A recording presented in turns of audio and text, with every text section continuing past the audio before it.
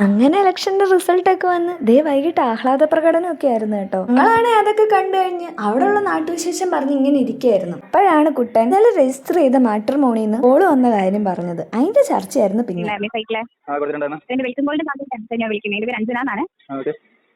ഞാൻ സംസാരിക്കുന്ന ശ്രീനാഥ് തന്നെയാണോ? ഞാൻ വെൽക്കം കോളിൽ കുറച്ച് ഡീറ്റെയിൽസ് പറയാനായിട്ടായിരുന്നു സാർ കോൺടാക്ട് ചെയ്തിട്ടുണ്ടായിരുന്നത്. സാർ ഇപ്പോൾ ഫ്രീ ആണോ സംസാരിക്കാൻ? അതെ, ഞാൻ മാട്രിമോണിയിൽ ജസ്റ്റ് ചുമ്മാ വെയിറ്റ് ചെയ്യുന്നുള്ളൂ, അല്ല ഇപ്പോഴേ കെട്ടാനൊന്നുമല്ല. ആണ് നമ്മൾ മാരേജ് ഒക്കെ നോക്കി തുടങ്ങുന്നുണ്ടായിരുന്നല്ലോ. ഉടനെ നോക്കുന്നില്ല, ഞങ്ങൾ അവസ്ഥയിലല്ല. പിന്നെ രസത്തിന് വലിയ പിള്ളേരൊക്കെ ഫോട്ടോ കാണാറോ? അങ്ങനെ വെച്ചിട്ട് നോക്കിയാണ്.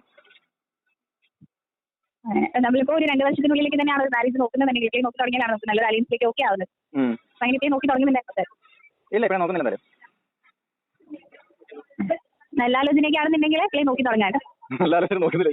ശരി. ഇതിന്റെ ഇടയ്ക്കാട്ടോ മാമൻ വീഡിയോ കോൾ ചെയ്തേ. പിന്നെ അവന്റെ കത്തടി മാമനോടായി. 35 വയസ്സായ കാണാൻ സുന്ദരി സുമുഖയുമായ കടകളൊന്നും ഇല്ലാത്തൊരു കൊച്ചി 2ാം ക്ലാസ് നോക്കുന്നുണ്ട്. അവന് വേണോ?